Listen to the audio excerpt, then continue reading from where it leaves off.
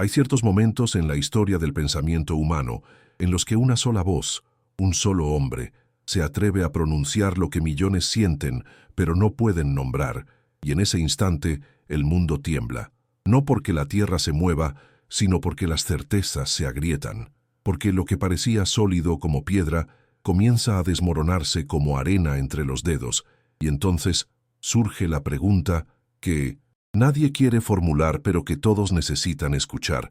¿Qué sucede cuando aquello que nos enseñaron como verdad absoluta resulta ser una construcción humana, una herramienta de control, una mentira tan repetida que se volvió dogma?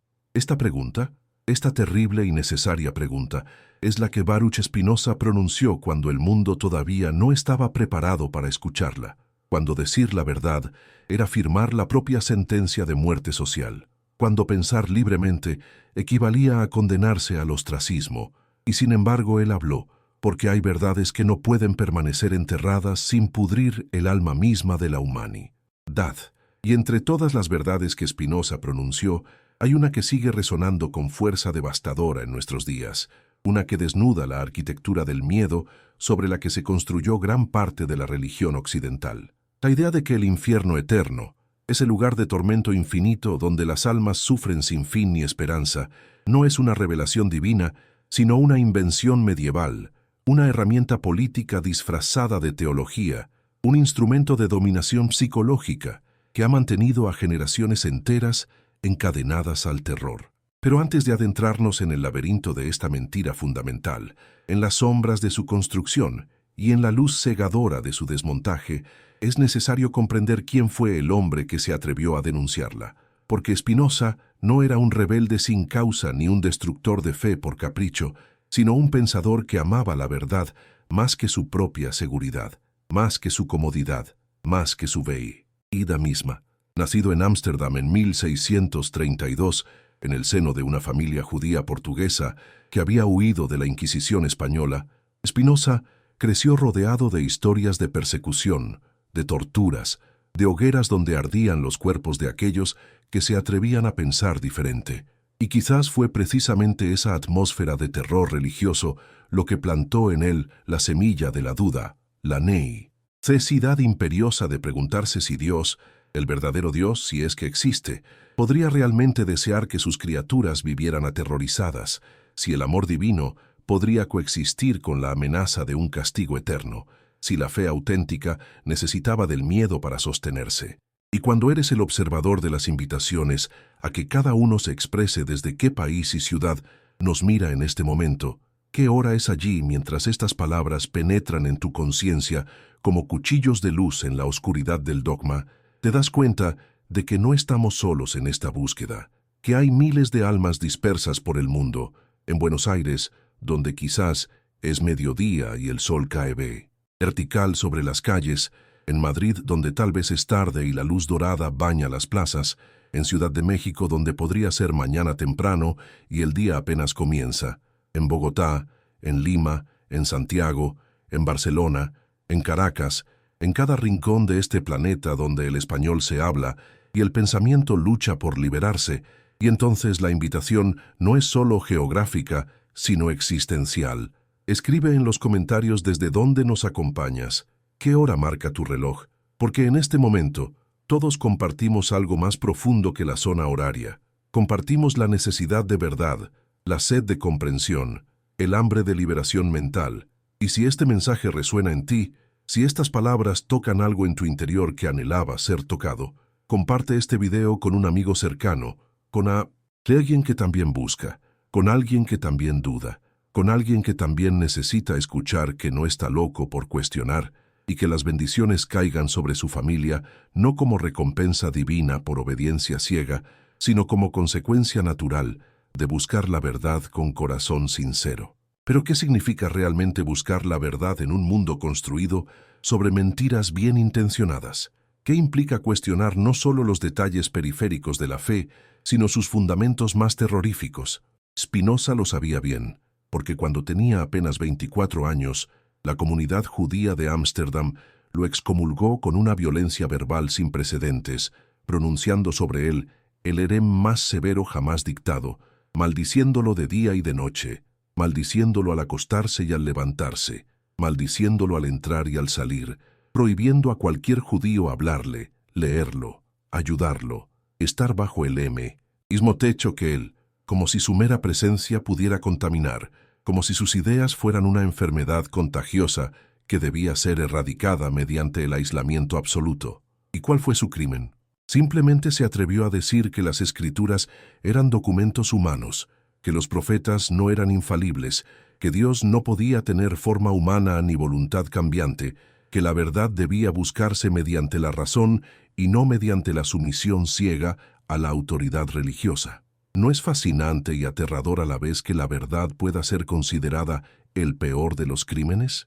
¿No revela esto algo fundamental sobre la naturaleza del poder religioso, sobre su necesidad de mantener a las masas en la ignorancia para preservar su propia autoridad?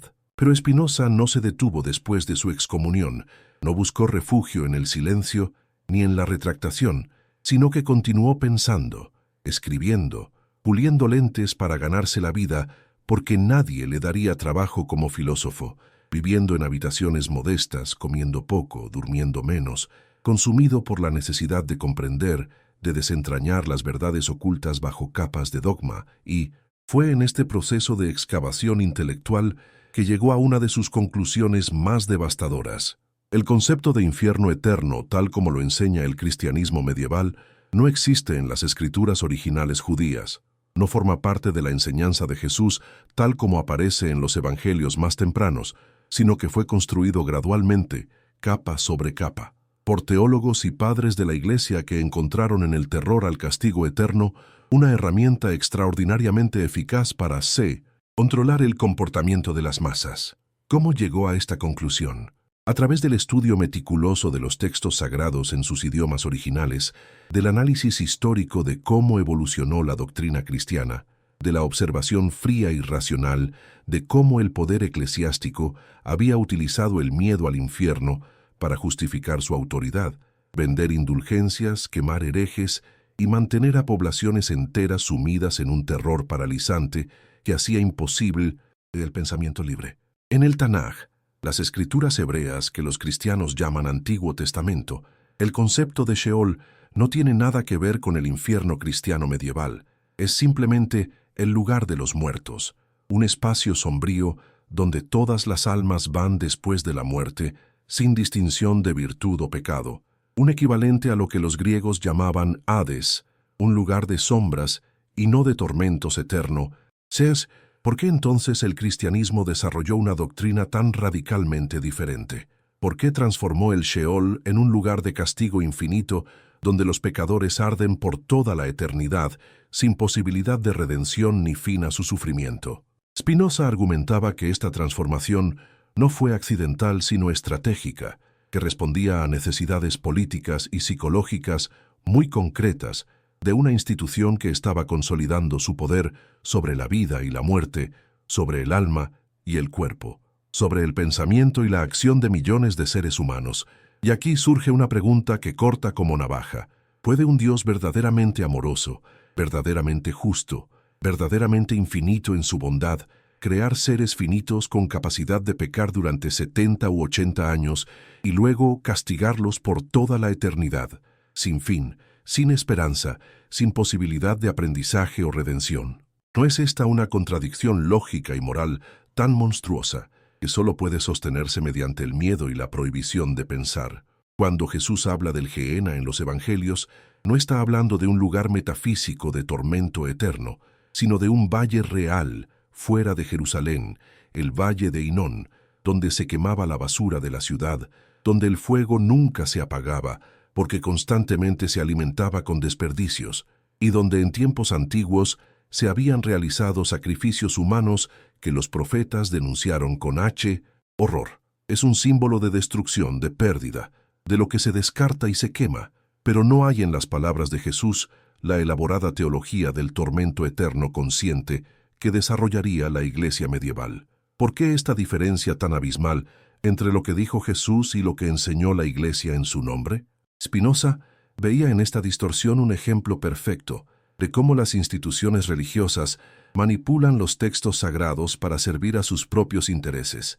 cómo toman metáforas y las convierten en doctrinas literales, cómo amplían lo ambiguo hasta convertirlo en certeza dogmática que nadie puede cuestionar sin arriesgar su alma. El concepto de infierno eterno como lo conocemos fue desarrollado principalmente por Agustín de Hipona en el siglo IV y V, refinado por Tomás de Aquino en el siglo XIII, y alcanzó su máxima expresión terrorífica en la imaginación de Dante Alighieri, cuya Divina Comedia pintó con detalles tan vívidos y perturbadores los círculos del infierno que generaciones enteras crecieron con pesadil, sobre pozos de fuego, demonios torturadores y almas que gritaban eternamente sin esperanza de liberación. Pero, ¿acaso esta evolución doctrinal fue accidental, producto de una comprensión cada vez más profunda de la revelación divina, o fue deliberada, calculada, diseñada para maximizar el control sobre las conciencias? Spinoza no tenía dudas. El infierno eterno es una herramienta de poder, y como toda herramienta, su diseño revela su propósito. Si puedes convencer a la gente de que cualquier desviación del dogma establecido, cualquier cuestionamiento de la autoridad eclesiástica, cualquier pensamiento heterodoxo, conducirá no solo a la muerte, sino a un tormento infinito después de la muerte, entonces has creado el mecanismo de control más perfecto imaginable, porque has hecho que cada individuo se convierta en su propio carcelero, que, cada pensamiento rebelde genere un terror paralizante, que cada duda sea inmediatamente sofocada por el miedo a las consecuencias eternas. Y la belleza diabólica de este sistema es que no requiere evidencia, no puede ser refutado mediante la experiencia, no puede ser verificado ni falsificado, porque opera completamente en el reino de lo invisible, de lo posterior a la muerte, donde ningún testigo puede regresar para confirmar o negar, donde la fe debe suplir a la razón, donde el miedo debe anular al pensamiento crítico. La historia de la Iglesia medieval está plagada de ejemplos de cómo se utilizó el infierno como arma política, cómo se amenazaba con la condenación eterna a quienes se oponían al poder papal, cómo se vendían indulgencias prometiendo reducir el tiempo en el purgatorio o evitar el infierno, cómo se justificaban las cruzadas diciendo que matar infieles era garantizar el paraíso, cómo se torturaba y quemaba herejes argumentando que era preferible destruir el cuerpo en la tierra para salvar el alma de la condenación eterna. ¿Puede algo de esto ser compatible con el mensaje de un maestro que predicaba el amor incondicional, el perdón sin límites, la misericordia que sobrepasa todo entendimiento? ¿No es evidente que algo se torció profundamente en el camino entre el mensaje original y la institución que se construyó en su nombre? Spinoza veía esta distorsión no como una simple corrupción moral, sino como una consecuencia inevitable de otorgar a una institución humana el monopolio sobre la interpretación de lo divino, porque cuando los hombres hablan en nombre de Dios, cuando afirman poseer la única verdad salvadora, cuando se erigen como intermediarios indispensables entre la humanidad y lo divino, inevitablemente utilizarán ese poder no para liberar sino para controlar, no para iluminar sino para oscurecer, no para elevar sino para someter.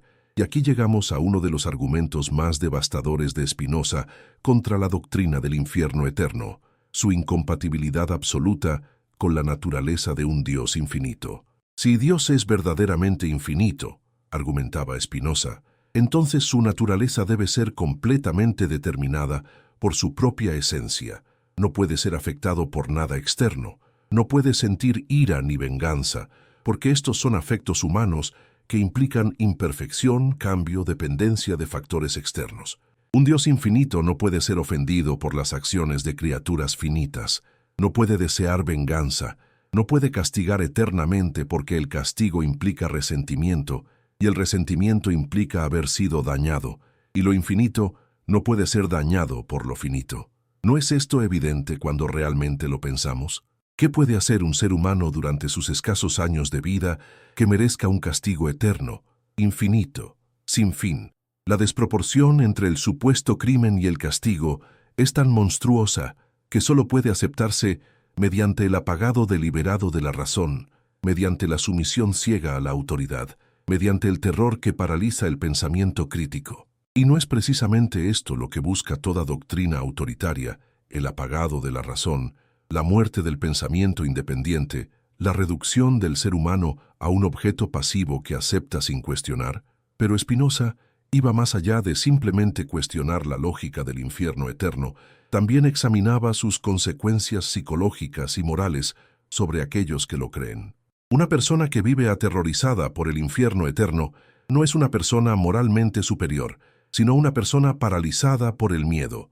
No actúa bien por amor al bien, sino por terror al castigo. No desarrolla virtud auténtica, sino obediencia servil. No cultiva la comprensión, sino que reprime el pensamiento. ¿Es esta la clase de humanidad que un Dios verdaderamente bueno desearía crear? Siervos aterrorizados que le obedecen no por amor, sino por miedo. ¿No es esto precisamente lo que un tirano humano desearía, pero infinitamente indigno de un ser infinitamente perfecto? Y más aún, el concepto de infierno eterno ha generado incontables sufrimientos psicológicos a lo largo de la historia, ha llenado de angustia las noches de millones de personas, ha destruido la paz mental de incontables almas sensibles que se atormentaban, preguntándose si habían cometido el pecado imperdonable, si sus dudas eran ya condenación, si sus seres queridos muertos estaban sufriendo eternamente. ¿Cuántos niños han crecido con pesadillas sobre el infierno? ¿Cuántas personas han vivido vidas enteras aplastadas por el terror a la condenación? ¿Cuánto sufrimiento innecesario ha causado esta doctrina inventada por hombres, pero atribuida a Dios? La pregunta entonces se vuelve inevitable. ¿Por qué la Iglesia se aferró con tanta tenacidad a esta doctrina del infierno eterno? ¿Por qué la defendió con tal violencia que estaba dispuesta a quemar vivos a quienes la cuestionaran? ¿Por qué convirtió esta idea en uno de los pilares incuestionables de la fe cristiana? Spinoza entendía que la respuesta no era teológica, sino política, que el infierno eterno era necesario para el poder eclesiástico, porque sin él, sin la amenaza de un castigo infinito administrado por una institución que afirmaba tener las llaves del cielo y del infierno, la Iglesia perdería su arma más poderosa de control social. Sin el infierno, ¿por qué necesitarías necesariamente los sacramentos administrados por sacerdotes ordenados? Sin el infierno, ¿por qué temerías a la excomunión? Sin el infierno, ¿por qué pagarías por indulgencias? Sin el infierno, ¿por qué no podrías buscar tu propia relación con lo divino sin intermediarios institucionales? El infierno no es solo una doctrina teológica, es el fundamento de un sistema de poder, y cuestionar el infierno es cuestionar la legitimidad de ese poder, es socavar los cimientos del edificio institucional completo. Y cuando profundizamos en cómo se desarrolló históricamente la doctrina del infierno eterno, descubrimos algo fascinante y perturbador. No fue un desarrollo lineal desde la supuesta revelación divina, sino un proceso gradual de endurecimiento doctrinal que respondía a necesidades institucionales cambiantes. En los primeros siglos del cristianismo había debate, pluralidad de opiniones, diferentes escuelas de pensamiento sobre el destino de las almas. Orígenes de Alejandría, uno de los más brillantes teólogos cristianos del siglo III, enseñaba la apocatástasis, la restauración final de todas las almas, incluyendo incluso los demonios, argumentando que un Dios verdaderamente todopoderoso y verdaderamente bueno no permitiría que ninguna de sus criaturas sufriera eternamente sin posibilidad de redención. ¿Y qué pasó con esta doctrina? Fue declarada herejía. Orígenes fue condenado póstumamente.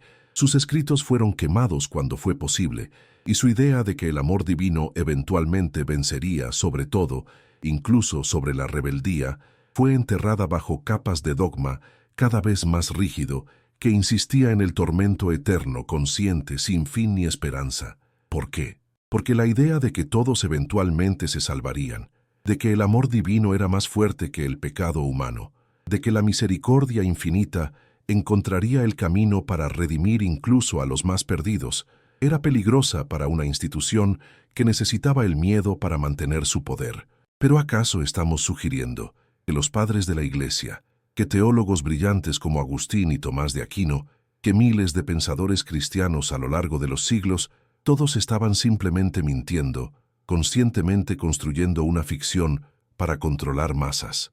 No, la realidad es más compleja y más interesante que una simple conspiración, porque la mayoría de estos hombres probablemente creían sinceramente en lo que enseñaban, habían sido formados en una tradición, Habían heredado doctrinas que parecían evidentes porque nunca habían sido cuestionadas seriamente. Vivían en un marco conceptual donde ciertas ideas eran impensables.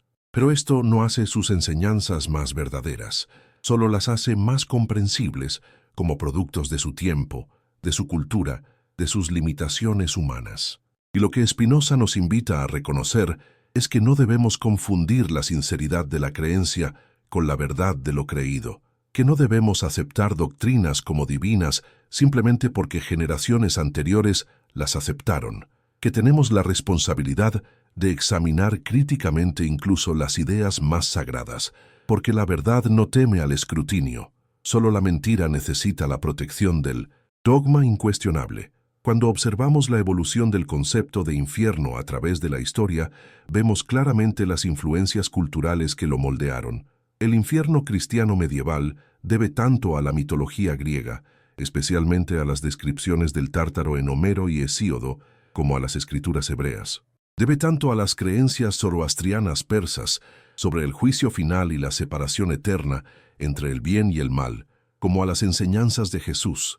Debe tanto a la imaginación literaria de poetas como Dante, como a la revelación divina. Es una amalgama, una construcción cultural, una creación humana que refleja los miedos, las preocupaciones, las estructuras de poder de las sociedades que la produjeron. ¿Y cómo podría ser de otra manera? ¿Cómo podrían los seres humanos hablar de lo divino sin filtrar esas ideas a través de sus propias categorías mentales, sus propias experiencias, sus propios contextos culturales? No pueden.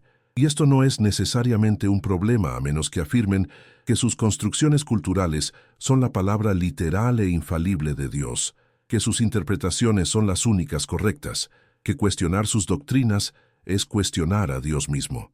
Aquí encontramos la diferencia fundamental entre la religión como búsqueda sincera de lo divino y la religión como sistema de control social.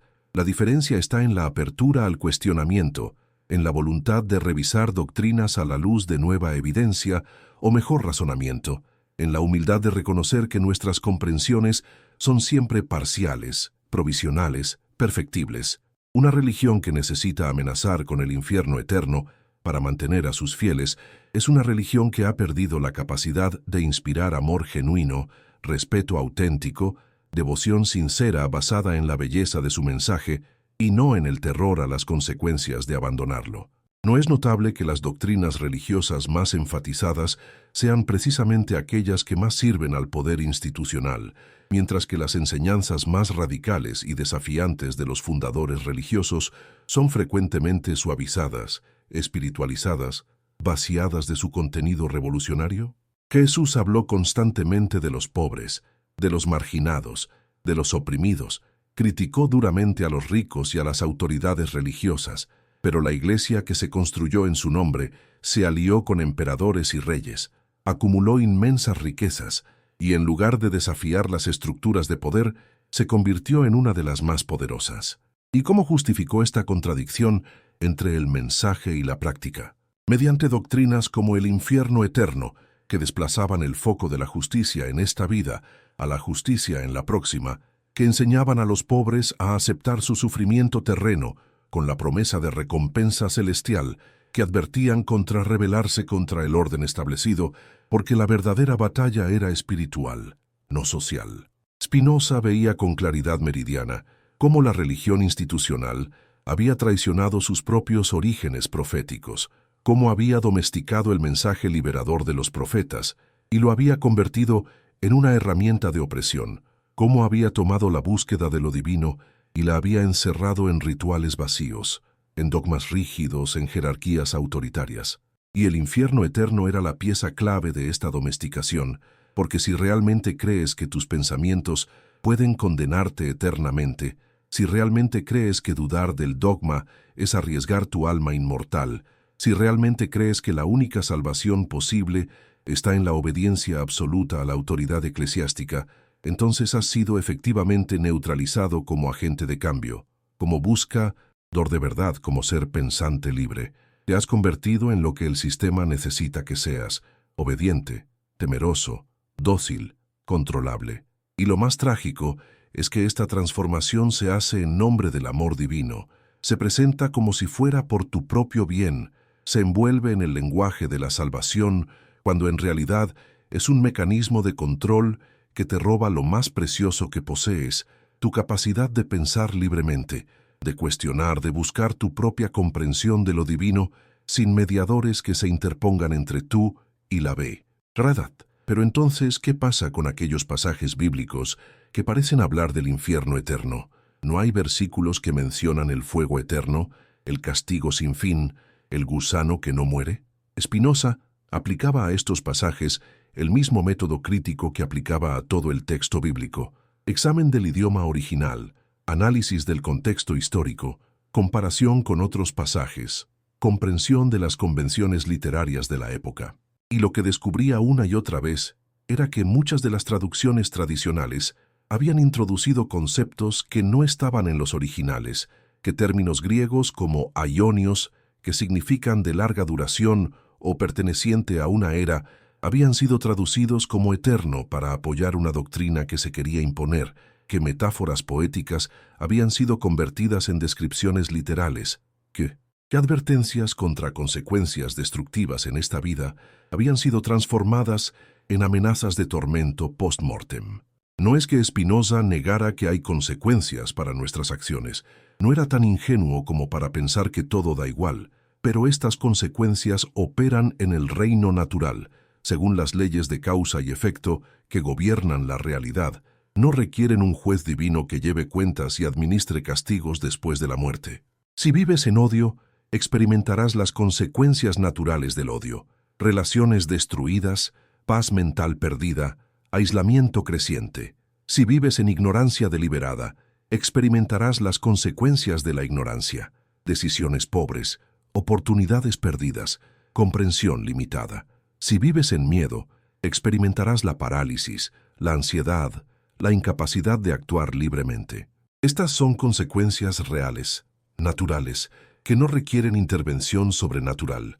El concepto mismo de castigo eterno revela una comprensión primitiva y antropomórfica de lo divino, una proyección de las emociones humanas más bajas sobre un Dios que es imaginado como un rey ofendido que busca venganza, como un padre abusivo que tortura a sus hijos por desobediencia, como un tirano sediento de sangre que disfruta del sufrimiento de aquellos que no se someten a su voluntad.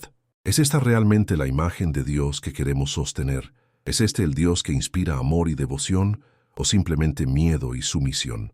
Y si argumentamos que Dios no disfruta del sufrimiento de los condenados, sino que simplemente respeta su libre albedrío de rechazarlo, entonces estamos diciendo que Dios es menos capaz de persuadir y redimir que un Padre humano amoroso, que su amor infinito es menos efectivo que el amor finito, que su sabiduría eterna no puede encontrar manera de alcanzar corazones endurecidos. ¿No es esto una imagen más blasfema de Dios que cualquier herejía? Hay momentos en la búsqueda de la verdad en los que uno se encuentra frente a un abismo y debe decidir si retroceder hacia la comodidad de las certezas heredadas o saltar hacia el vacío aterrador de lo desconocido con la esperanza de que al otro lado espera una comprensión más profunda, más auténtica, más liberadora.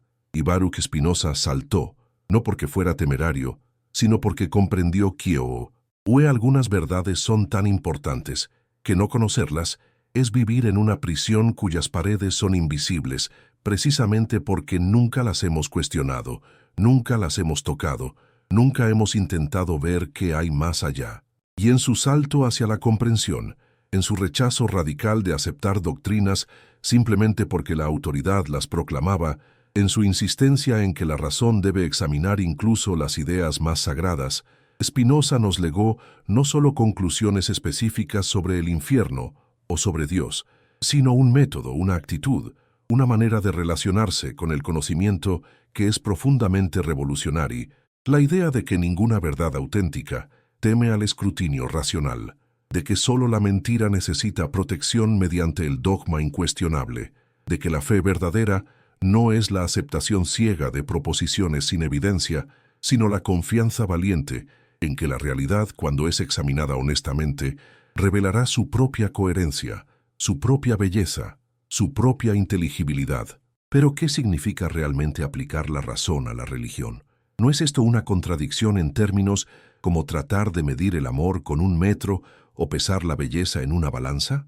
Esta objeción, repetida innumerables veces por defensores de la fe ciega, revela una incomprensión fundamental, tanto de la razón como de la religión auténtica, porque la razón no es simplemente el cálculo frío y mecánico, no es la reducción de todo a cantidades medibles, no es la negación de todo lo que trasciende lo empírico inmediato, sino que la razón es la capacidad humana de discernir coherencia de contradicción, verdad de falsedad, sentido de sinsentido, y esta capacidad es precisamente lo que nos hace humanos, lo que nos distingue de los animales que operan principalmente por instinto, lo que nos permite no solo adaptarnos al mundo, sino comprenderlo, transformarlo, darle significado.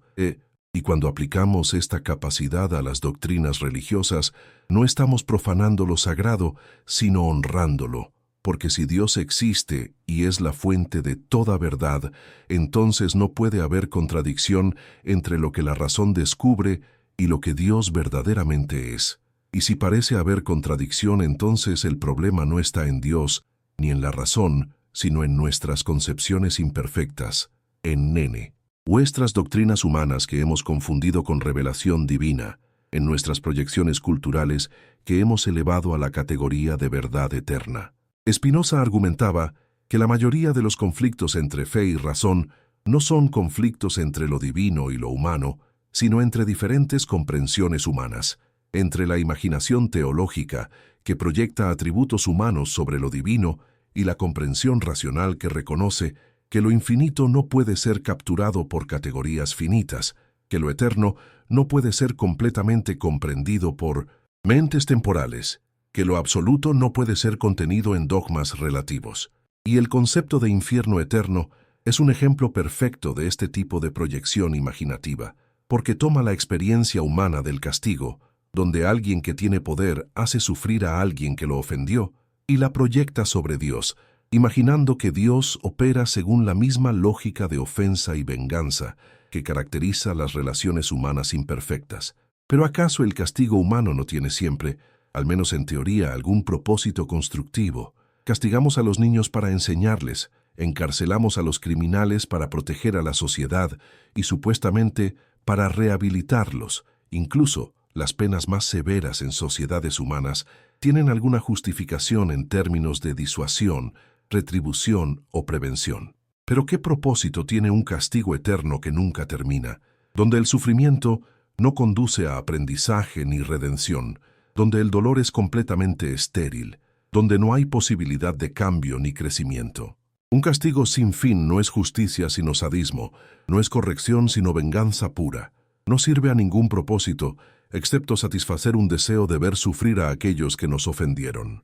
Y cuando realmente reflexionamos sobre qué clase de ser querría esto, qué clase de Dios diseñaría un sistema donde criaturas finitas que vivieron tal vez 70 años y cometieron errores durante ese tiempo infinitesimalmente breve en comparación con la eternidad sufren luego por siempre jamás sin esperanza ni fin, nos encontramos ante una imagen tan moralmente repugnante que solo puede ser aceptada mediante la suspensión total del juicio moral, mediante la declaración de que Dios está más allá del bien y del mal, de que sus caminos son tan misteriosos que no podemos cuestionarlos, de que debemos simplemente aceptar lo que nos dice la autoridad religiosa, incluso cuando cada fibra de nuestro ser moral se rebela contra ello. Pero ¿no es precisamente esta suspensión del juicio moral lo que permite las mayores atrocidades? ¿No fue exactamente este argumento el que permitió la Inquisición, las cruzadas, las guerras religiosas, la quema de brujas y herejes? Si Dios puede ordenar el sufrimiento eterno de sus criaturas, y esto no cuestiona su bondad, entonces cualquier atrocidad puede ser justificada en su nombre. Cualquier crueldad puede ser santificada si se afirma que sirve a sus propósitos misteriosos. Cualquier horror puede ser racionalizado como expresión de una justicia divina que trasciende nuestro limitado entendimiento moral. Spinoza rechazaba rotundamente esta escapatoria, esta rendición del juicio moral ante la autoridad religiosa, porque veía en ella no humildad auténtica, sino cobardía intelectual, no fe genuina, sino miedo disfrazado de piedad. La verdadera humildad, argumentaba, no consiste en declarar que Dios puede ser inmoral según nuestros estándares, pero seguir llamándolo bueno, sino en reconocer que nuestras concepciones de Dios son siempre imperfectas, provisionales, sujetas a revisión, que cuando nuestras doctrinas sobre Dios contradicen nuestro sentido moral más profundo, el problema está en las doctrinas, no en el sentido porque ese sentido moral es parte de lo que somos, es parte de cómo la realidad se manifiesta en nosotros, y negarlo es negar nuestra propia naturaleza, es mutilarnos espiritualmente en el altar de dogmas que fueron creados por hombres, pero presentados como si vinieran de Dios. ¿Y cómo distinguimos entre lo que realmente viene de Dios y lo que simplemente afirman los hombres que viene de Dios? Spinoza tenía una respuesta clara, mediante la razón y la experiencia, mediante el examen crítico de las afirmaciones, mediante la coherencia con lo que podemos verificar, mediante el efecto que producen en las vidas humanas, porque un árbol se conoce por sus frutos, y una doctrina que produce terror, parálisis mental, crueldad justificada, división entre los seres humanos, no puede venir de un Dios verdaderamente bueno por mucho. Que sus defensores afirmen lo contrario. La historia del infierno eterno es también la historia de cómo esta doctrina fue utilizada para justificar atrocidades concretas, no solo psicológicas, sino físicas, no solo amenazas sobre el más allá, sino torturas en el presente. La Inquisición, esa institución eclesiástica diseñada para detectar, interrogar y castigar la herejía, operaba bajo una lógica que derivaba directamente de la creencia en el infierno eterno. Si un alma se encamina hacia la condenación eterna, entonces cualquier medida para detenerla está justificada, incluso la tortura física, incluso la ejecución mediante quema en la hoguera, porque un dolor temporal que salva a un alma del tormento eterno es un acto de misericordia, no de crueldad. ¿Ves la perversión moral que opera aquí? La creencia en el infierno eterno no solo aterrorizaba a los fieles, sino que proporcionaba a los inquisidores una justificación teológica para la tortura, les permitía verse a sí mismos no como sádicos, sino como salvadores, no como criminales, sino como servidores de Dios que hacían el trabajo sucio, pero necesario de proteger almas de su propia perdición. Y los métodos eran espantosos. El potro donde los cuerpos eran estirados hasta dislocar las articulaciones, la garrucha, donde las víctimas eran colgadas de las muñecas con pesos en los pies, el agua forzada por la garganta, hasta casi ahogar, las llamas que consumían cuerpos vivos, mientras multitudes observaban como entretenimiento público y advertencia comunitaria. ¿Cuántas personas confesaron herejías que no habían cometido simplemente para que cesara la tortura? ¿Cuántos murieron afirmando doctrinas en las que no creían porque el dolor era insoportable? ¿Cuánta sangre inocente fue derramada en nombre de un Dios que supuestamente es amor, por una institución que afirmaba representar a un maestro que había enseñado el perdón y la misericordia? Y todo esto era posible, todo esto era justificable, todo esto era incluso visto como virtuoso, precisamente porque la creencia en el infierno eterno había desensibilizado moralmente a generaciones enteras, había creado un marco donde el sufrimiento extremo no solo era aceptable sino necesario, donde la crueldad podía ser santa si se ejercía contra aquellos que amenazaban la pureza doctrinal.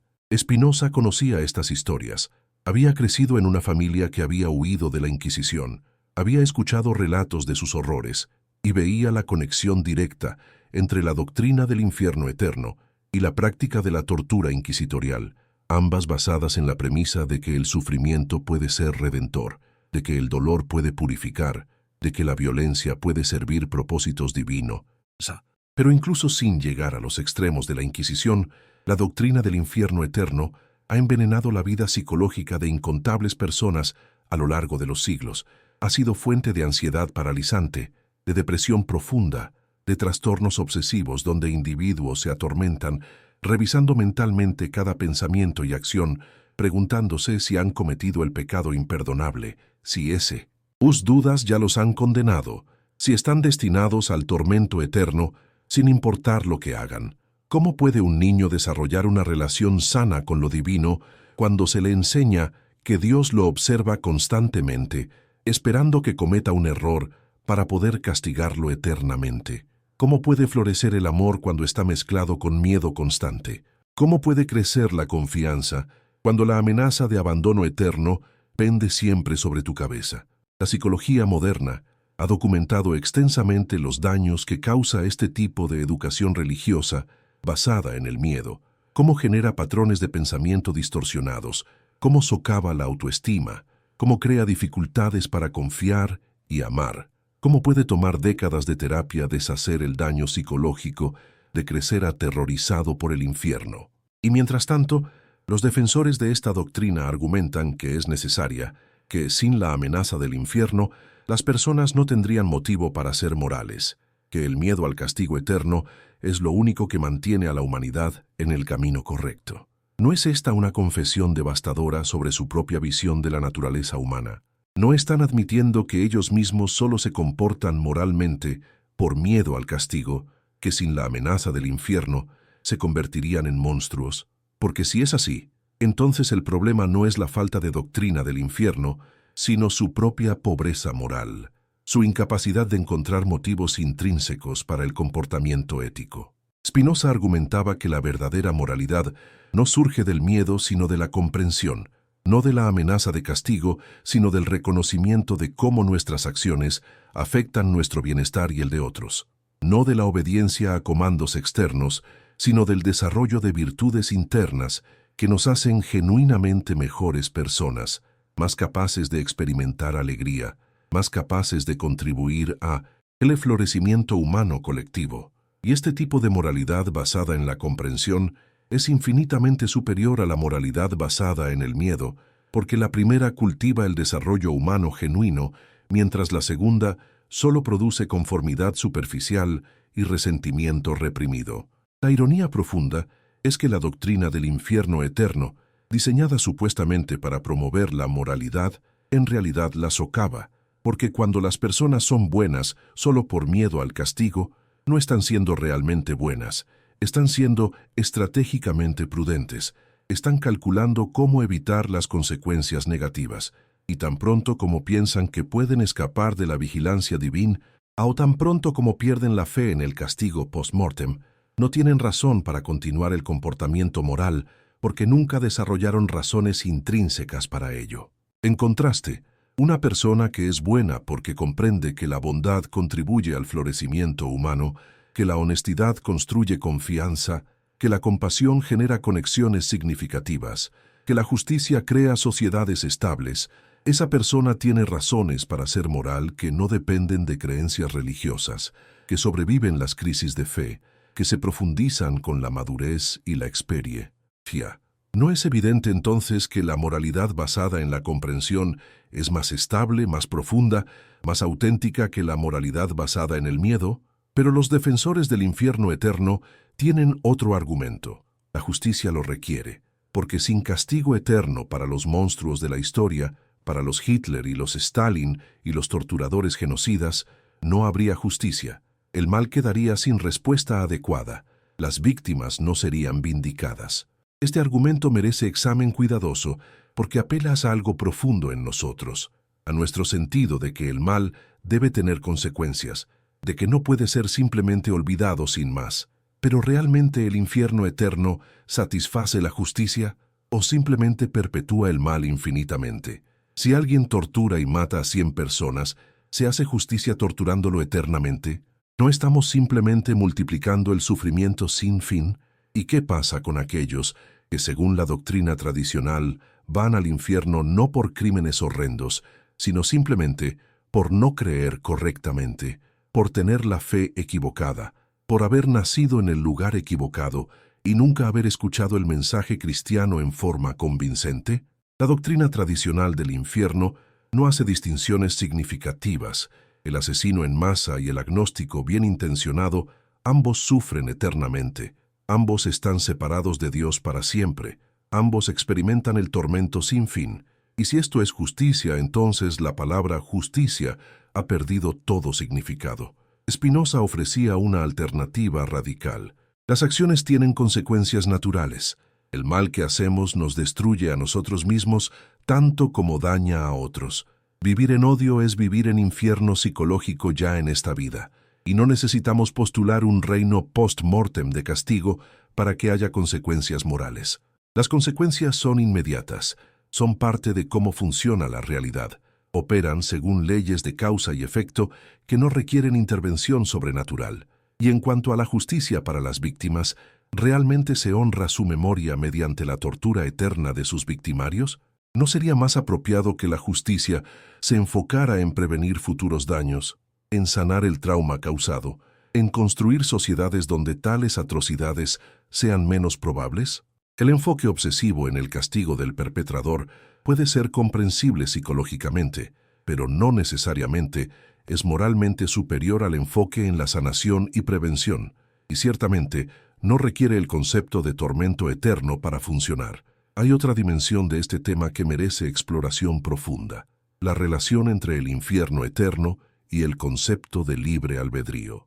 Los teólogos que defienden el infierno argumentan que Dios no envía a nadie allí, que las personas se condenan a sí mismas mediante su libre elección de rechazar a Dios, que el infierno es simplemente la consecuencia natural de esa elección, que Dios respeta tanto la libertad humana que permite que las personas se condenen eternamente si así lo eligen. Este argumento parece sofisticado, pero se desmorona bajo examen crítico. Primero, ¿puede realmente decirse que una elección es libre si se hace bajo amenaza de tormento eterno? Si alguien te apunta con un arma y te dice, elige tu dinero o tu vida, técnicamente estás eligiendo cuando entregas tu dinero, pero nadie diría que fue una elección libre, fue una elección forzada por amenaza de violencia. Similarmente, elige, acepta estas doctrinas o sufre eternamente. No es una oferta de amor divino, sino una amenaza apenas velada, y cualquier elección hecha bajo tal presión no puede considerarse verdaderamente libre. Segundo, la noción de que las personas eligen libremente el infierno ignora completamente los factores que influyen en nuestras creencias: dónde nacimos, en qué cultura nos criamos, qué educación recibimos, qué experiencias formativas tuvimos, qué capacidades cognitivas poseemos, qué traumas nos marcaron. Nadie elige estas circunstancias y sin embargo determinan masivamente qué creencias encontraremos plausibles o implausibles, convincentes o ridículas. Una persona nacida en Arabia Saudita en una familia musulmana devota probablemente será musulmana. Una nacida en la India en una familia hindú probablemente será hindú. Una nacida en Texas en una familia bautista probablemente será bautista. ¿Realmente tiene sentido decir que algunas de estas personas están libremente eligiendo la condenación eterna, mientras otras están libremente eligiendo la salvación? ¿No es evidente que las circunstancias de nacimiento tienen más influencia en las creencias religiosas finales que el supuesto libre albedrío? Y si Dios castiga eternamente a las personas por creencias que están tan masivamente influenciadas por factores más allá de su control, entonces no es un Dios justo, sino un Dios arbitrariamente cruel, que premia o castiga según la lotería del nacimiento. Tercero, el concepto mismo de elección libre de rechazar a Dios presupone que las personas tienen clara comprensión de quién o qué es Dios y están rechazando eso conscientemente, pero la realidad es que las personas rechazan concepciones particulares de Dios, presentadas por religiones particulares. No están rechazando necesariamente lo divino como tal. Cuando alguien dice no creo en Dios, frecuentemente están diciendo no creo en el Dios antropomórfico, caprichoso, violento que me presentaron en la iglesia. ¿Y quién puede culparlos por rechazar esa imagen? ¿Están realmente rechazando a Dios o simplemente rechazando una caricatura humana de lo divino? Y si el verdadero Dios es infinitamente más grande, más complejo, más sutil que cualquier concepción humana, entonces rechazar las concepciones humanas no es rechazar a Dios, sino simplemente reconocer honestamente que esas concepciones son inadecuadas.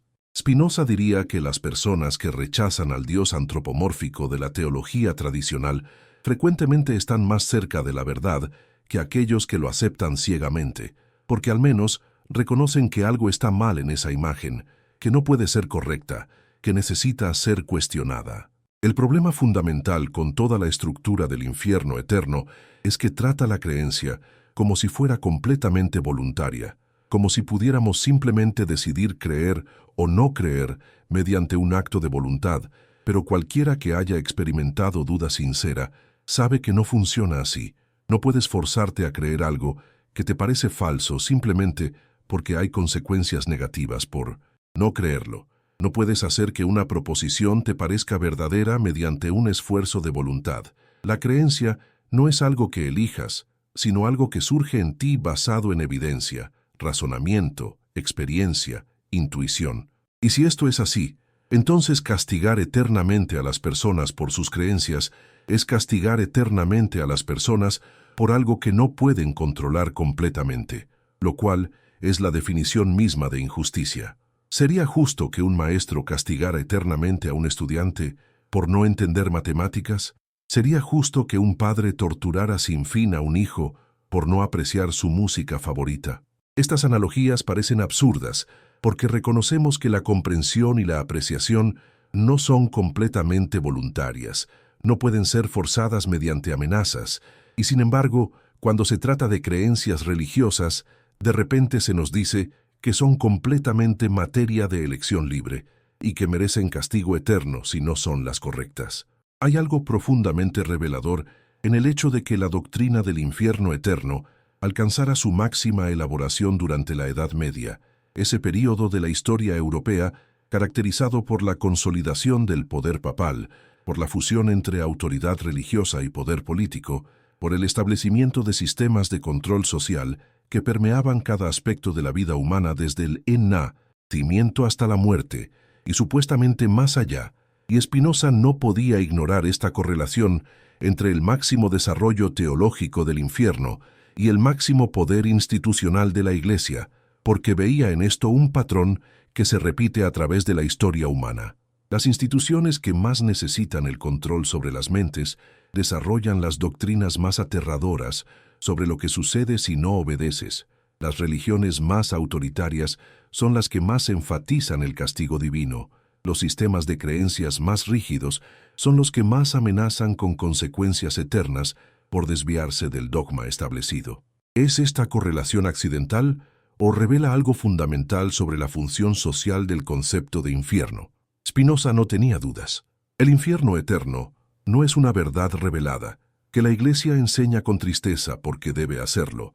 Es una herramienta creada conscientemente o inconscientemente para maximizar el control sobre las conciencias, y su máxima elaboración coincide con el período de máximo poder eclesiástico, no porque Dios revelara más sobre el infierno en ese período, sino porque la Iglesia necesitaba más la amenaza del infierno para mantener su poder en ese período, y cuando observamos qué sucedió después, cuando llegó la Ilustración y la Reforma y el poder absoluto de la Iglesia comenzó a fragmentarse, cuando la razón empezó a desafiar al dogma y la ciencia comenzó a cuestionar la cosmología medieval, vemos algo fascinante. La doctrina del infierno eterno no desapareció porque las autoridades religiosas la abandonaran voluntariamente, sino que comenzó a ser reinterpretada, suavizada, espiritualizadas por aquellos sectores del cristianismo que ya no podían sostener la versión medieval literal sin parecer moralmente monstruosos a ojos de una sociedad cada vez más ilustrada. El infierno se convirtió en metáfora, en símbolo de separación de Dios, en estado psicológico más que lugar físico, y esta evolución no fue producto de nueva revelación divina, sino de presión social y cultural, de la imposibilidad de seguir sosteniendo una doctrina que chocaba cada vez más violentamente con el sentido moral desarrollado de la humanidad. ¿No es esto exactamente lo que esperaríamos si el infierno fuera una construcción humana que debe adaptarse a los tiempos cambiantes? ¿No es exactamente lo contrario de lo que esperaríamos si fuera una verdad eterna e inmutable, revelada por Dios? Pero incluso aquellos que reinterpretan el infierno como metáfora o como estado de separación autoimpuesta, raramente están dispuestos a abandonar completamente el concepto, porque en el fondo comprenden su utilidad. Saben que una religión sin consecuencias negativas definitivas es una religión que pierde poder de motivación, que sin la amenaza de algo realmente terrible esperando a aquellos que rechazan el mensaje mismo pierde urgencia, deja de ser cuestión de vida o muerte eterna y se convierte simplemente en una opción entre muchas, una filosofía de vida que puedes aceptar o rechazar según te parezca convincente, sin que haya nada verdaderamente en juego. Y esto es precisamente lo que los líderes religiosos temen. No temen por las almas de su rebaño, sino por su propia relevancia, por su poder, por su capacidad de llenar iglesias y catedrales, de mantener la devoción y la obediencia, de seguir siendo necesarios como intermediarios entre lo humano y lo divino. Sin el infierno, ¿qué necesidad hay de sacerdotes que administren sacramentos salvadores? Sin la condenación eterna, ¿qué necesidad hay de una institución que afirme tener las llaves del cielo y del infierno? Sin el miedo al juicio post-mortem, ¿qué poder tienen las excomuniones y las anatemas?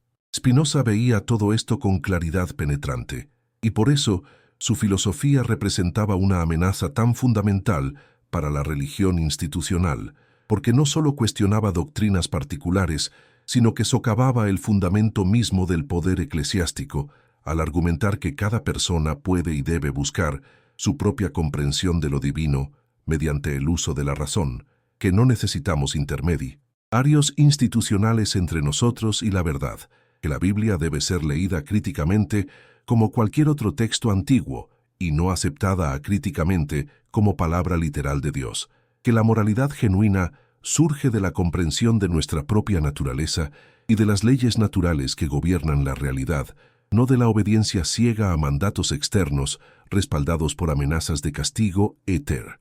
No, esta era una filosofía radicalmente democrática, en el sentido más profundo, porque democratizaba el acceso a lo divino, eliminaba las jerarquías entre los que supuestamente saben y los que deben simplemente creer, ponía la búsqueda de verdad al alcance de cualquier persona con capacidad racional, sin importar su posición en las jerarquías religiosas o sociales. Es sorprendente entonces que tanto judíos como cristianos lo consideraran peligrosísimo. Es sorprendente que lo excomulgaran, lo maldijeran, intentaran silenciarlo. No estaban defendiendo a Dios, sino defendiendo su propio poder. No estaban protegiendo la verdad, sino protegiendo su monopolio sobre la interpretación de la verdad. Y aquí llegamos a uno de los aspectos más inquietantes de toda esta historia. La mayoría de las personas que defienden la doctrina del infierno eterno, la mayoría de los creyentes sinceros que aceptan esta enseñanza, no son monstruos morales, no son sádicos que disfrutan imaginando el sufrimiento de otros, son personas ordinarias, frecuentemente personas bondadosas en sus vidas cotidianas, que han sido condicionadas a aceptar esta doctrina como si fuera obviamente verdadera, como si no cuestionarla fuera señal de fe auténtica, como si dudar de ella fuera ya demostrar soberbia intelectual o debilidad espiritual. Han sido entrenadas para no examinar críticamente esta creencia, para aceptarla como paquete junto con otras doctrinas que encuentran más atractivas como el amor divino o el perdón de los pecados, para no preguntar cómo pueden coexistir el amor infinito y el castigo eterno, para no reflexionar sobre las implicaciones morales de lo que están afirmando creer. Y cuando se les confronta con estas contradicciones, cuando se les pregunta directamente si realmente creen que un Dios bueno torturaría eternamente a sus criaturas, frecuentemente se refugian en fórmulas aprendidas. Los caminos de Dios son misteriosos. No podemos juzgar a Dios con nuestros estándares humanos. La Biblia lo dice y eso es suficiente. ¿Quién soy yo para cuestionar la sabiduría divina? Pero no es precisamente esta rendición del juicio moral, esta suspensión voluntaria del pensamiento crítico, lo que hace posibles las mayores atrocidades. Cuando aprendemos a aceptar como bueno algo que cada fibra de nuestro ser moral reconoce como monstruoso, simplemente porque una autoridad lo declara divino, hemos entrenado nuestra conciencia para ignorar sus propias alarmas.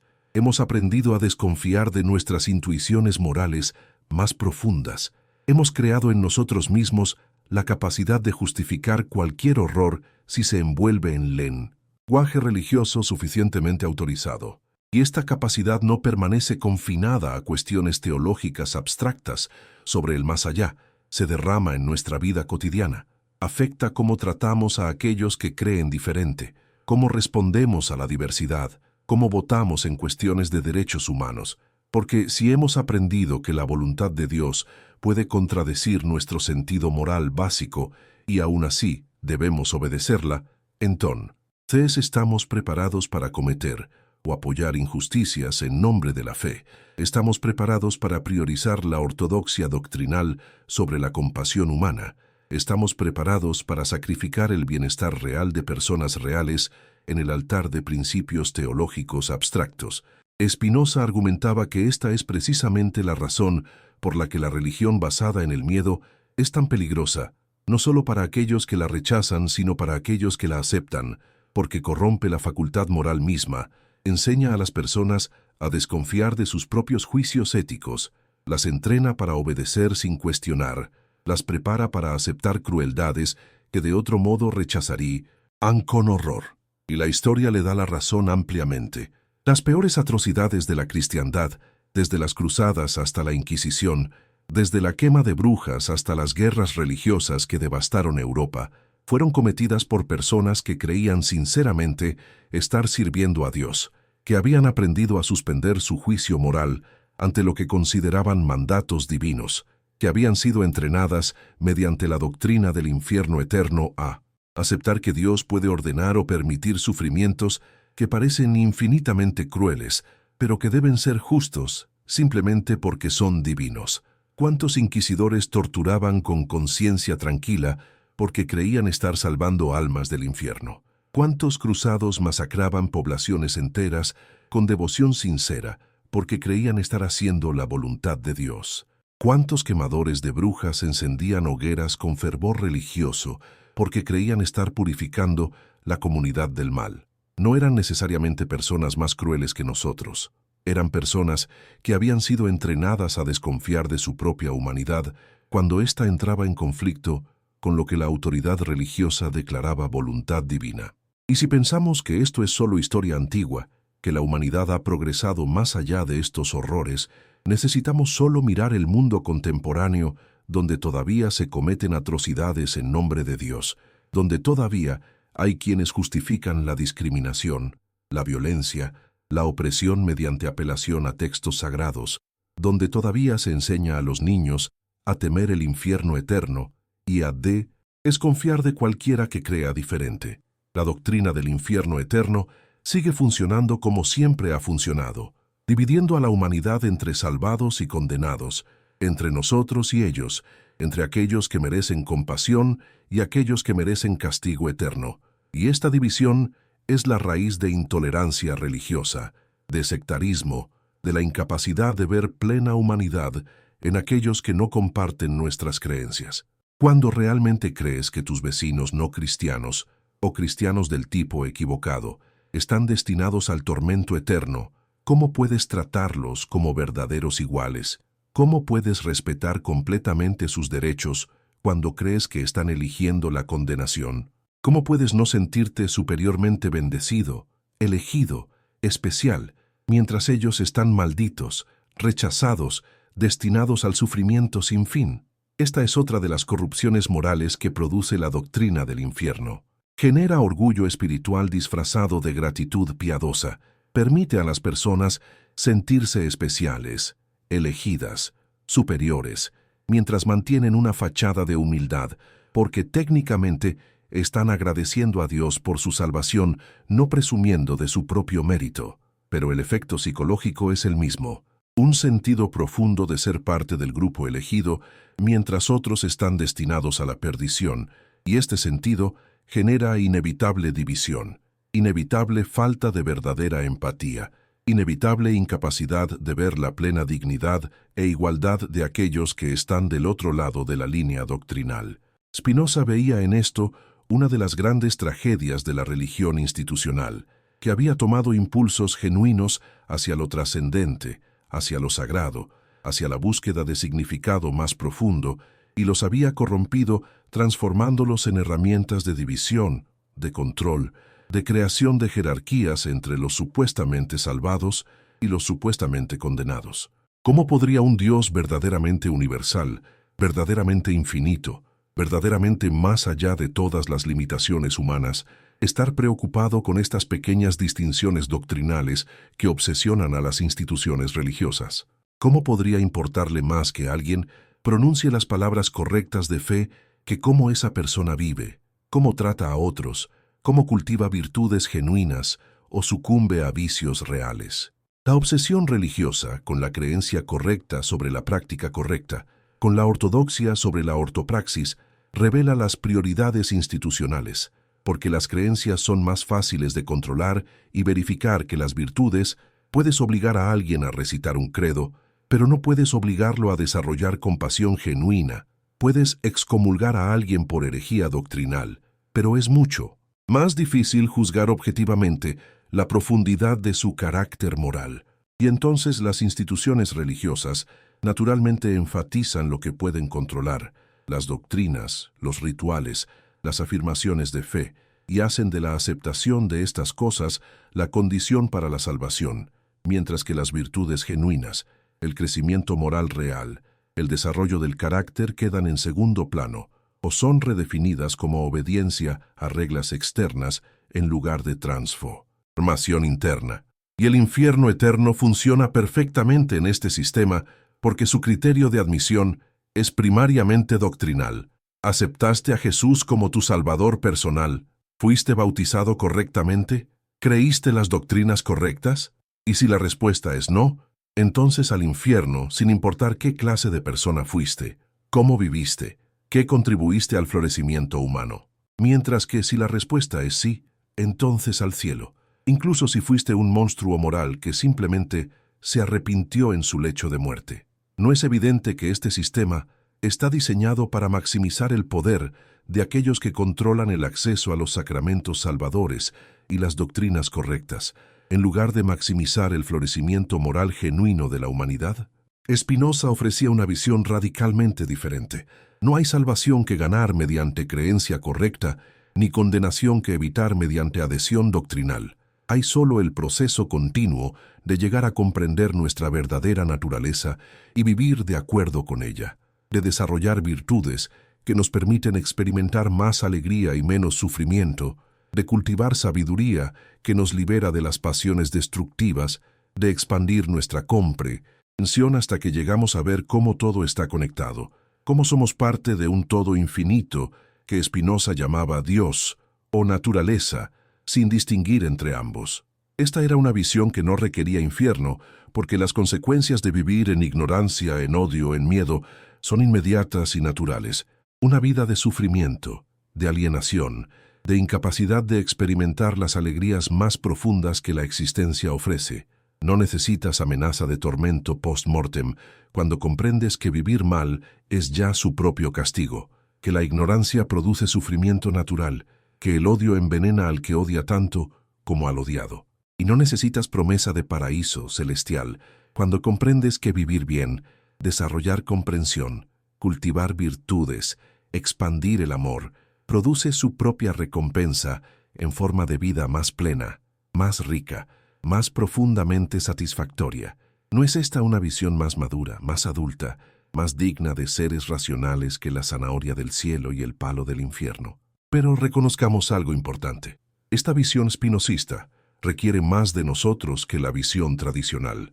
Requiere que asumamos responsabilidad por nuestro propio desarrollo moral sin poder tercerizar esa responsabilidad a una institución religiosa que nos dice qué creer y qué hacer. Requiere que usemos nuestra razón en lugar de simplemente obedecer. Requiere que toleremos la incertidumbre en lugar de aferrarnos a certezas dogmáticas que nos tranquilizan, pero que no tienen fundamento real. Y esto es difícil. Es más fácil tener un manual de instrucciones claras sobre cómo evitar el infierno que desarrollar tu propia comprensión trabajosamente mediante reflexión y experiencia. Es más fácil pertenecer a un grupo que afirma tener todas las respuestas que aceptar, que estamos todos buscando en la niebla. Es más fácil creer que seremos recompensados después de la muerte por nuestro sufrimiento presente, que hacer el trabajo de transformar nuestra vida presente en algo genuinamente valioso. Y entonces las masas prefieren las certezas falsas a la incertidumbre honesta, prefieren la obediencia fácil al pensamiento difícil, prefieren pertenecer a instituciones que les prometen salvación garantizada a cambio de sumisión que caminar el camino solitario del pensamiento independiente. ¿Es esto una falla de las masas o una falla de un sistema educativo y social que no las prepara para la libertad, que las entrena para la dependencia, que las mantiene en infantilismo espiritual perpetuo. Spinoza no despreciaba a las personas ordinarias por su apego a creencias tradicionales. Comprendía las fuerzas psicológicas y sociales que hacen difícil cuestionar lo que todos a tu alrededor aceptan sin cuestionar. Sabía por experiencia propia el costo tremendo de pensar diferente, de ser excomulgado, de vivir en los márgenes, de ser objeto de odio y maldiciones por aquellos que antes eran tu comunidad. Pero también creía que la verdad tiene su propio poder, que una vez que realmente comprendes algo profundamente, no puedes simplemente decidir dejar de comprenderlo, que el conocimiento genuino produce una libertad que no puede ser quitada ni siquiera mediante amenazas de castigo eterno, porque cuando sabes que el infierno es una ficción humana, la amenaza pierde su poder sobre ti.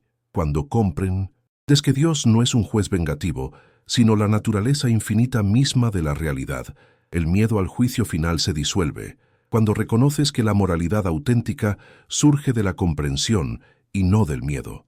Ya no necesitas la amenaza del castigo para motivarte a vivir bien.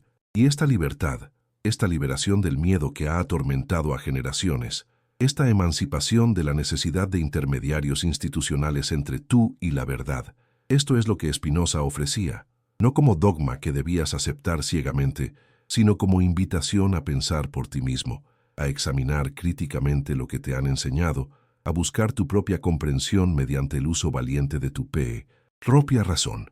Pero ¿qué pasa entonces con aquellos pasajes bíblicos que parecen hablar claramente del infierno eterno?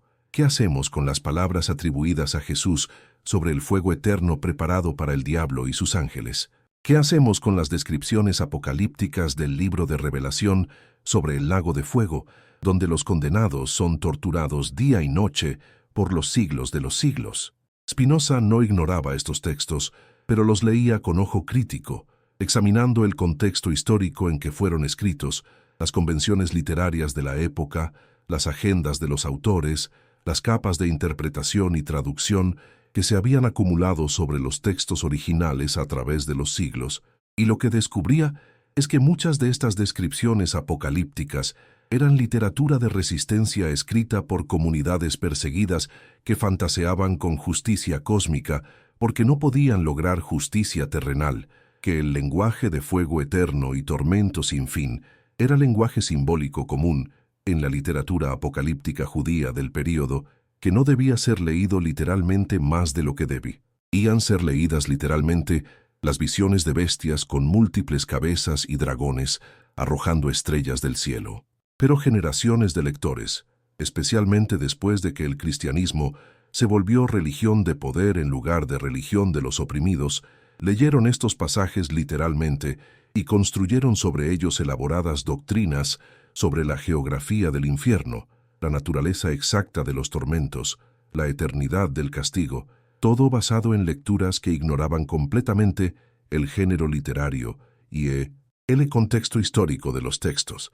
Y cuando Jesús habla del Gehenna, ese valle fuera de Jerusalén donde se quemaba basura y donde antiguamente se habían realizado sacrificios humanos, está usando una imagen que su audiencia inmediata entendería como símbolo de destrucción, de pérdida, de lo que es descartado y quemado, pero no necesariamente como descripción de un lugar de tormento consciente eterno. Y la evidencia de esto es que, en otros lugares Jesús habla de los malvados siendo destruidos, dejando de existir, no de sufrir eternamente, y usa metáforas de plantas arrancadas de raíz, de casas construidas sobre arena que colapsan, de separación del pastor, todas imágenes de pérdida y destrucción más que de tormento consciente sin fin. Pero la tradición interpretativa posterior, especialmente bajo la influencia de teólogos como Agustín, que estaban más influenciados por el neoplatonismo griego que por el pensamiento hebreo, construyó la doctrina del infierno eterno leyendo selectivamente ciertos pasajes, ignorando otros, interpretando metáforas como descripciones literales cuando convenía a la doctrina que querían establecer. ¿Y por qué querían establecer esta doctrina? Ya hemos explorado las razones institucionales, pero hay también razones psicológicas más profundas. El deseo de justicia cósmica en un mundo obviamente injusto, el deseo de creer que los malvados no escaparán sin castigo, incluso si escapan de la justicia terrenal, el deseo de que haya consecuencias últimas que den significado moral a nuestras acciones en un universo que de otro modo parece indiferente. Estos deseos son comprensibles, son profundamente humanos, pero comprensibles no significa que sean bien dirigidos, y humanos no significa que deban ser indulgidos sin crítica, porque hay otras maneras de satisfacer estos deseos que no requieren postular un reino de tormento eterno. Hay otras fuentes de significado moral que no dependen del castigo divino. Hay otros fundamentos para la ética que no necesitan el infierno como motivador. Y aquí Spinoza se muestra más psicológicamente sofisticado que muchos de sus críticos. Comprende que las personas se aferran a la doctrina del infierno, no solo porque la autoridad religiosa la enseña, sino porque satisface necesidades psicológicas profundas, porque les da sentido de que el universo es justo, incluso cuando la evidencia inmediata sugiere lo contrario, porque les permite fantasear con venganza cósmica contra aquellos que los han dañado o que simplemente les desagradan. Y esta es otra corrupción moral que produce la doctrina. Permite a las personas alimentar deseos de venganza, de ver sufrir a otros, pero disfrazarlos como celo por la justicia divina, como preocupación piadosa por la santidad de Dios, como defensa de la verdad, cuando en realidad lo que están expresando son las pasiones más bajas de resentimiento, envidia, odio tribal hacia los que son diferentes. ¿Cuántas personas secretamente disfrutan imaginando a sus enemigos en el infierno? ¿Cuántas encuentran consuelo en la idea de que aquellos que las rechazaron, las humillaron, las dañaron, sufrirán eternamente mientras ellas gozan de dicha celestial? ¿Cuántas usan la doctrina del infierno para satisfacer vicaramente sus impulsos más vengativos mientras mantienen una fachada de piedad cristiana?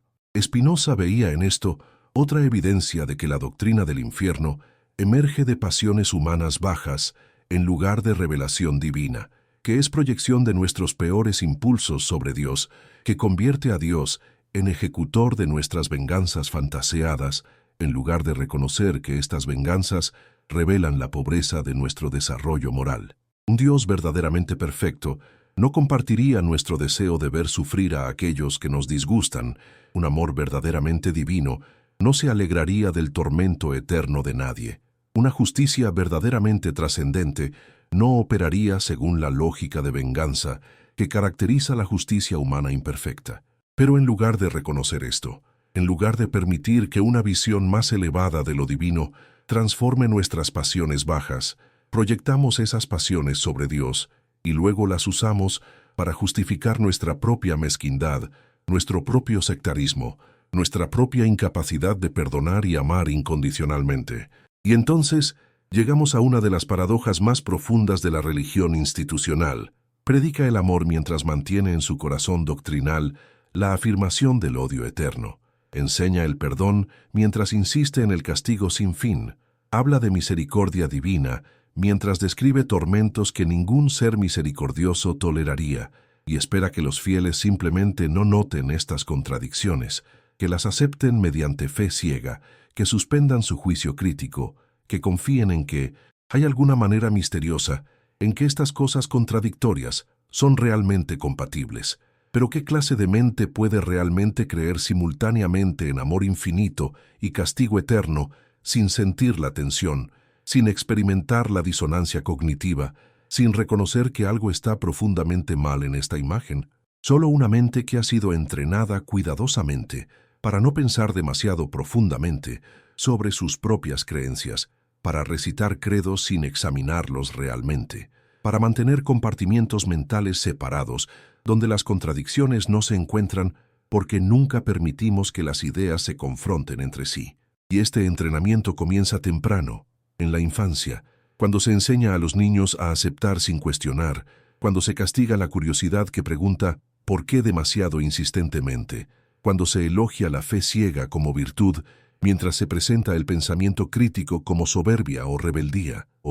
Spinoza creía que liberar a la humanidad de esta enfermedad mental requería más que argumentos filosóficos, requería un cambio fundamental en cómo educamos, en qué valoramos, en qué consideramos virtud y qué consideramos vicio, porque mientras sigamos enseñando a los niños que la obediencia ciega es superior al pensamiento independiente, que dudar es pecado más grave, que aceptar crueldades en no conocer de Dios, que pertenecer al grupo correcto es más importante que desarrollar carácter genuino, continuaremos produciendo generaciones de personas que pueden ser manipuladas mediante doctrinas como la del infierno eterno, que necesitan el miedo porque nunca desarrollaron razones intrínsecas para vivir moralmente, que defienden lo indefendible porque su identidad está tan fusionada con sus creencias religiosas que cuestionar las creencias se siente como cuestionar su propio ser. La respuesta entonces no es simplemente mostrar los errores lógicos y morales de la doctrina del infierno eterno, aunque eso es necesario. La respuesta es más profunda. Necesitamos cultivar capacidad de pensamiento crítico desde temprana edad. Necesitamos enseñar a las personas a valorar la verdad más que la conformidad. Necesitamos crear condiciones sociales donde cuestionar sea seguro y respetado en lugar de peligroso y condenado. Y aquí debemos hacer una pausa para reconocer algo importante. No todos aquellos que rechazan la doctrina del infierno eterno son filósofos espinozistas. No todos han llegado a esta posición mediante razonamiento elaborado o estudio histórico meticuloso. Muchas personas simplemente sienten en su interior que algo está profundamente mal con la idea de tormento eterno. Su sentido moral se rebela contra ella, incluso si no pueden articular filosóficamente por qué. Y esta rebelión intuitiva es válida y valiosa. No necesitas ser filósofo para reconocer que torturar eternamente a tus criaturas no es compatible con ser un Dios de amor. No necesitas leer textos antiguos en sus idiomas originales para sospechar que algo está distorsionado en doctrinas que transforman al Dios que supuestamente es amor mismo en el torturador más grande e imaginable.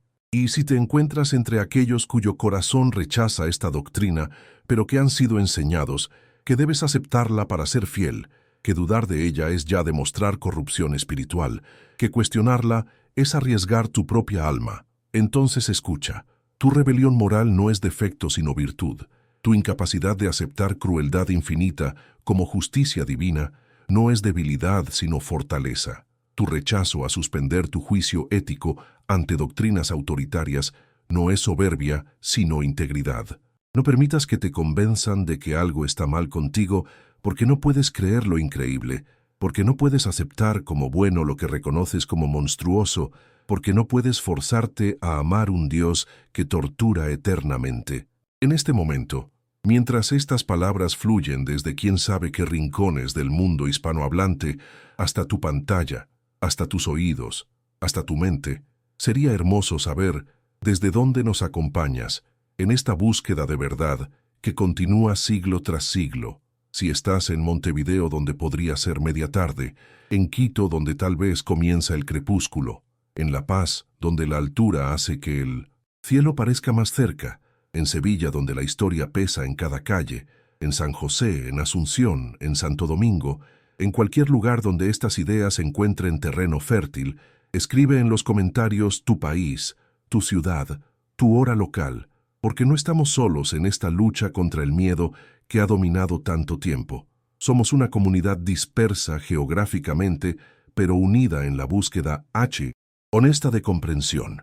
Y si estas reflexiones tocan algo en ti, si despiertan preguntas que habías reprimido, si liberan dudas que habías escondido, entonces compártelas con un amigo cercano que también busca, con alguien que también necesita escuchar, que no está loco por cuestionar, con alguien que también merece la libertad que viene de reconocer verdades incómodas, y que las bendiciones que los creyentes tradicionales imaginan como recompensas celestiales futuras caigan sobre sus familias aquí y ahora, en forma de libertad mental, de paz que viene de vivir según la verdad en lugar de según el miedo, de conexiones humanas genuinas, no distorsionadas por doctrinas divisivas.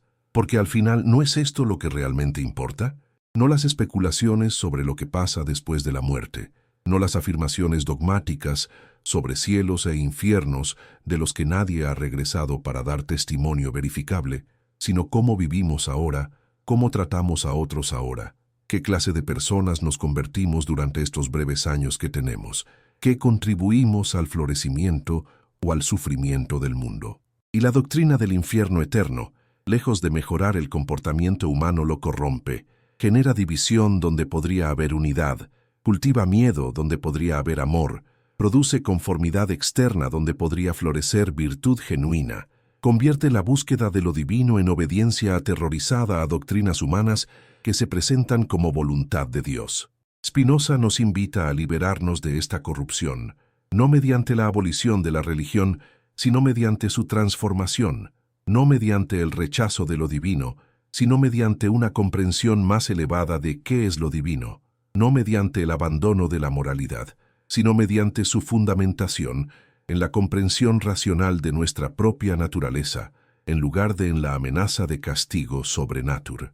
Alfa, esta es la verdadera herejía espinosista, no negar a Dios, sino redefinir radicalmente qué significa Dios, no rechazar la espiritualidad, sino liberarla de las cadenas institucionales que la han deformado, no eliminar la búsqueda de significado, sino anclarla en la realidad verificable, en lugar de en especulaciones sobre reinos invisibles. Y por esta herejía fue excomulgado, maldito, perseguido, pero también por ella permanece como uno de los pensadores más liberadores de la historia humana, alguien que se atrevió a decir lo que pocos se atrevían a pensar, que mantuvo integridad intelectual aunque costara todo, que priorizó la verdad sobre la pertenencia, la comprensión sobre la conformidad, la libertad sobre la seguridad. No necesitamos más de este espíritu en nuestro propio tiempo. No necesitamos más personas dispuestas a cuestionar lo incuestionable, a examinar lo que todos asumen sin pensar, a arriesgar la exclusión social por mantener la integridad intelectual. El legado de Spinoza no está en sus conclusiones específicas, aunque muchas permanecen válidas. Está en su ejemplo de cómo vivir una vida filosófica auténtica, de cómo buscar verdad sin concesiones al poder, de cómo mantener humanidad y compasión mientras criticas las instituciones que afirman monopolizar estas virtudes.